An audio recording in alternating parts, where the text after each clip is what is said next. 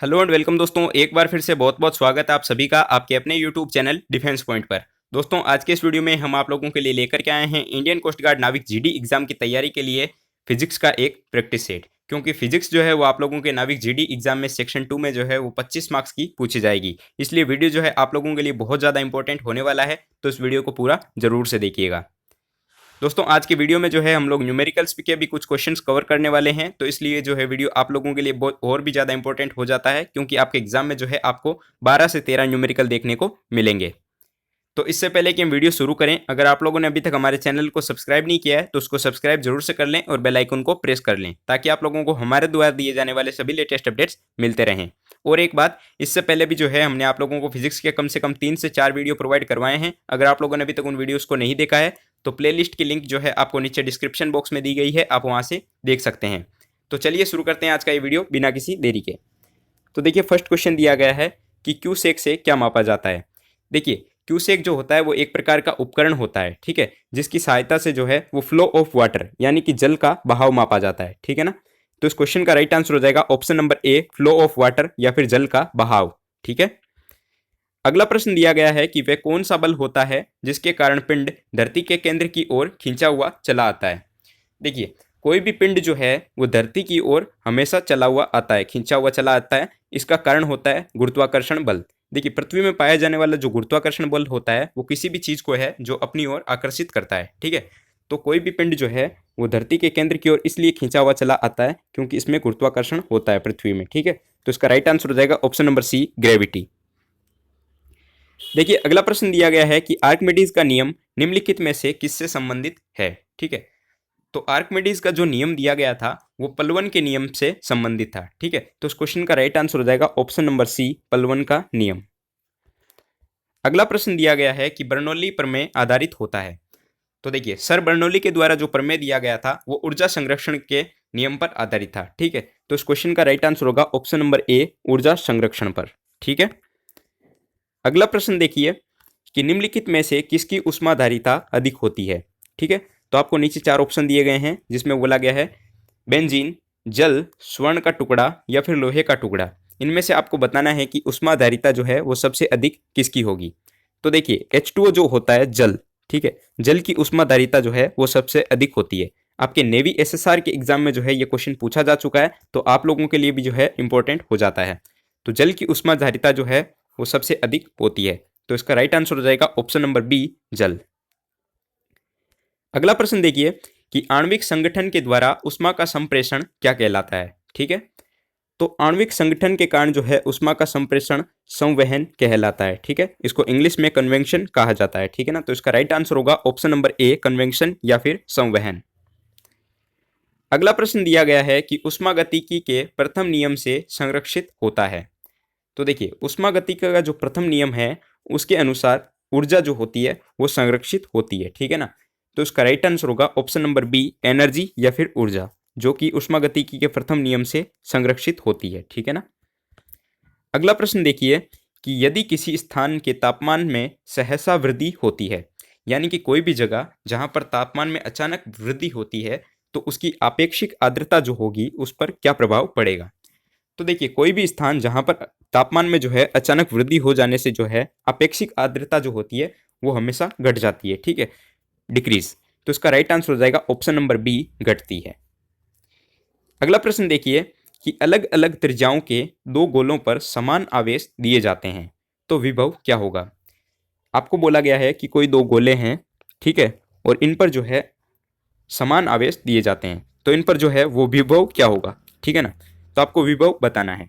तो देखिए, यहाँ पर 2 गोले हैं तो मैं मान लेता हूँ एक छोटा और एक बड़ा गोला, ठीक है ना। तो देखिए, जो छोटा गोला होगा उस पर जो है विभव ज्यादा होगा, ठीक है ना। तो इसका राइट आंसर होगा ऑप्शन नंबर ए, छोटे गोले पर विभव ज्यादा होगा। अगला प्रश्न देखिए कि समानांतर प्लेट संधारित्र के प्लेटों के बीच पेरावैद्युत पदार्थ डालने पर संधारित्र की धारिता पर क्या प्रभाव पड़ेगा। तो देखिए, समानांतर प्लेट संधारित्र जो होता है उसकी अगर प्लेटों के बीच में पेरावैद्युत पदार्थ डाल दिया जाए, ठीक है ना, तो उसकी संधारित्र की धारिता जो होगी वो हमेशा बढ़ जाती है, ठीक है। तो इसका राइट आंसर होगा विल इंक्रीज, ठीक है, तो बढ़ जाती है। इसका राइट आंसर हो जाएगा ऑप्शन नंबर ए। तो चलिए शुरू करते हैं आज के न्यूमेरिकल्स। थ्योरी के क्वेश्चंस पूरे हो चुके हैं। तो देखिए न्यूमेरिकल का पहला क्वेश्चन आप लोगों को दिया गया है कि अगर एक धातु के गोले को, ठीक है ना, 4×10⁻⁶ कूलाम आवेश दिया जाता है और इसकी त्रिज्या आपको बताई गई है कि 9 सेंटीमीटर है, ठीक है, तो धातु पर जमा स्थितिज ऊर्जा क्या होगी। काफ़ी ज़्यादा इंपॉर्टेंट क्वेश्चन है। स्थितिज ऊर्जा से रिलेटेड क्वेश्चन जो है आप लोगों के एग्जाम में हमेशा पूछते रहते हैं, ठीक है ना। तो आपको जो है वो यहाँ पर पोटेंशियल एनर्जी क्या होगी ये फाइंड करना है, ठीक है। तो देखिए इस क्वेश्चन को हम कैसे सॉल्व करेंगे। तो सबसे पहले आपके दिमाग में आ जाना चाहिए कि एक गोला दिया गया है जिस पर जो है वो चार्ज है, ठीक है ना, चार्ज दिया गया है और चार्ज कितना दिया गया है, चार्ज आपको दिया गया है 4×10⁻⁶ कूलाम, ठीक है। इतना आप लोगों को समझ आ गया। अब बोला गया है कि जिसकी त्रिज्या जो है वो 9 सेंटीमीटर है, इसकी त्रिज्या कितनी है 9 सेंटीमीटर, ठीक है। आपको फाइंड करना है स्थितिज ऊर्जा। तो चलिए देखिए इसको हम कैसे सोल्व करेंगे, ठीक है। इसको सोल्व करने के लिए जो है हमें यहाँ पर स्थितिज ऊर्जा का फॉर्मूला पता होना चाहिए, ठीक है ना, क्योंकि हमें यहाँ पे स्थितिज ऊर्जा निकालनी है। तो देखिए स्थितिज ऊर्जा के जो है वो 3 फॉर्मूले होते हैं, लेकिन बाकी 2 जो फॉर्मूले होते हैं उनमें आपको आवेश देखने को नहीं मिलता है, ठीक है। लेकिन हमें तो यहाँ पर आवेश दिया गया है। तो देखिए स्थितिज ऊर्जा का जो है एक फॉर्मूला होता है, इसको हम U से रिप्रेजेंट करते हैं। तो 1/2 इंटू Q²/C ये फॉर्मूला होता है, ठीक है ना। अब आपको Q दिया गया है तो हम जो है स्थितिज ऊर्जा आराम से फाइंड कर सकते हैं। लेकिन यहाँ पर एक प्रॉब्लम आ जाती है कि हमारे पास C क्या होता है, धारिता, ठीक है, ये नहीं है। तो हमें यहाँ पर सबसे पहले धारिता फाइंड करनी होगी, ठीक है। तो अब देखिए धारिता हम कैसे फाइंड करेंगे यहाँ पर। तो धारिता फाइंड करने के लिए देखिए धारिता का एक फॉर्मूला होता है, इसको आप याद रखेंगे, आपको हमेशा जरूरत पड़ती रहेगी इस फॉर्मूले की, R/K, ठीक है। R हमें दिया गया है 9 सेंटीमीटर, ठीक है, और K का मान हम जानते हैं 9×10⁹ होता है, ये हमने फिजिक्स के फर्स्ट चैप्टर में पढ़ रखा है। तो देखिए यहाँ पर जो सेंटीमीटर में दी गई है त्रिज्या, इसको मैं क्या करूँगा, मीटर में कन्वर्ट कर लूँगा, ठीक है। तो मीटर में कन्वर्ट करूँगा तो मैं इसको ऐसे लिख सकता हूँ 9×10⁻⁻², ठीक है, और K का मान मेरे पास है 9×10⁻⁹, ठीक है। तो मेरे पास C का मान भी आ गया 9×10⁻²/9×10⁻⁹, ठीक है। अब मेरे पास Q² का मान है और C का भी मान है, ठीक है। तो मैं अब जो है वो पोटेंशियल एनर्जी फाइंड कर सकता हूँ। तो देखिए फॉर्मूले में वैल्यू पुट करते हैं। तो U बराबर क्या हो जाएगा 1/2 इंटू Q का मान देखिए 4×10⁻⁻⁶, और इसका स्क्वायर बोला गया है, ठीक है ना। और उसके बाद में हमें C का मान लिखना है। तो C का मान हमारे क्या था 9×10⁻⁹/9×10⁹, ठीक है, ये हो गया। अब जो है मैं इसको पूरा सोल्व नहीं करूंगा, मैं आप लोगों से उम्मीद रखता हूँ आप लोग इस नॉर्मल सी कैलकुलेशन तो कर ही लेंगे, क्योंकि आप लोगों ने 12th पढ़ रखी है और आप नाविक GD एग्जाम की तैयारी कर रहे हैं। तो इसका जो वैल्यू आएगी वो आएगी 0.8 जूल, ठीक है। तो इसका राइट आंसर होगा ऑप्शन नंबर A 0.8 जूल। आप सभी लोग जो है इसकी कैलकुलेशन को जरूर से सोल्व करेंगे और इसकी वैल्यू क्या आते हैं नीचे आप कमेंट बॉक्स में कमेंट के माध्यम से हमें जरूर से बताएंगे, ठीक है। आई होप आपको समझ आ गया होगा कि स्थितिज ऊर्जा जो होती है वो हम कैसे फाइंड करते हैं, ठीक है। आइए देखते हैं अगला न्यूमेरिकल।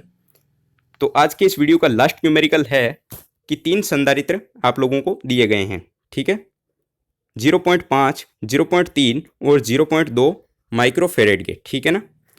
और अब बोला गया है कि अगर इन तीनों को जोड़ दिया जाए, ठीक है, 3 संधारित्र आप लोगों को दिए गए हैं, कितने 3, और इन पर जो है अगर इन तीनों को जोड़ दिया जाए, ठीक है, तो इनकी न्यूनतम और महत्तम धारिता क्या होगी, यानी कि मिनिमम और मैक्सिमम धारिता क्या होने वाली है, ठीक है। तो आपको बता दिया गया है कि यहाँ पर धारिता देखिए कैसे निकालते हैं हम। तो 1/C is equal to minimum और मैक्सिमम में फाइंड करना है। तो देखिए 1/0.5 प्लस 1/0.3 प्लस 1/0.2, ठीक है। तो ये लगभग जो है, तो देखिए इसको जोड़ेंगे आप तो ये जो है 1 माइक्रोफेरेड के बराबर हो जाती है, ठीक है। तो मैक्सिमम जो है वो 1 माइक्रोफेरेड हो जाएगी।